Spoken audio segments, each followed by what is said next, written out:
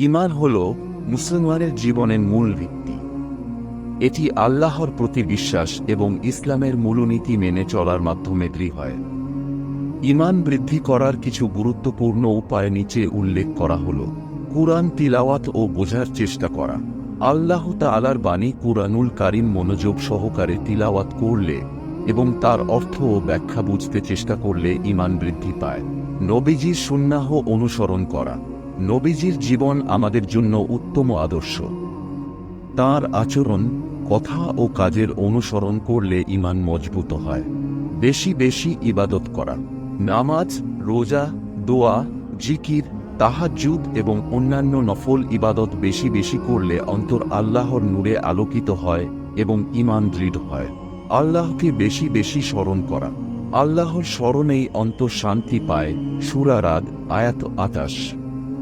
তাই সুবহানাল্লাহ, আলহামদুলিল্লাহ, আল্লাহু আকবার ইত্যাদি জিকির বেশি বেশি করা উচিত। আল্লাহর উপর ভরসা রাখা।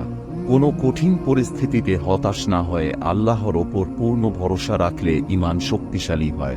পাপ থেকে দূরে থাকা। গুনাহ ঈমানকে দুর্বল করে দেয়। হারাম কাজ ও খারাপ পরিবেশ এড়িয়ে চলা ঈমান রক্ষার জন্য জরুরি। নেক সঙ্গী বেছে নেওয়া। সৎ ও ধার্মিক মানুষের সাহচর্যে থাকলে ঈমান মজবুত হয় এবং খারাপ কাজ থেকে দূরে থাকা সহজ হয়। আল্লাহর সৃষ্টি নিয়ে চিন্তা করা। আকাশ, জমিন, পাহাড়, নদী, সূর্য, চাঁদ সহ সবকিছু আল্লাহর কুদরতের প্রমাণ। এগুলো নিয়ে চিন্তা করলে ঈমান বৃদ্ধি পায়। মৃত্যু ও আখিরাতের কথা স্মরণ করা। পরকালের হিসাব নিকাশ ও জান্নাত জাহান্নামের কথা স্মরণ করলে আল্লাহর ভয় বৃদ্ধি পায় এবং ঈমান মজবুত হয়। নিয়মিত ইসলামী জ্ঞান অর্জন করা।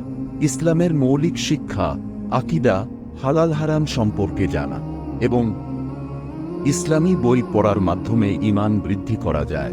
তবে ঈমান স্থায়ী নয়, এটি কখনো বাড়ে, কখনো কমে। তাই আমাদের উচিত প্রতিনিয়ত আমল করা, পাপ থেকে বাঁচা এবং আল্লাহর দিকে ফিরে আসা। তাহলেই আমরা ঈমানের ওপর অটল থাকতে পারব ইনশাআল্লাহ।